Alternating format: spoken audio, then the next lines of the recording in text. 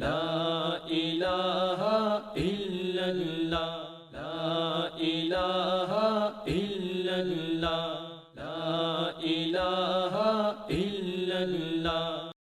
قرآن کریم میں اللہ نے ارشاد فرمایا واللاتی تخافون نشوزہن فعیدوہن وہجروہن وضربوہن۔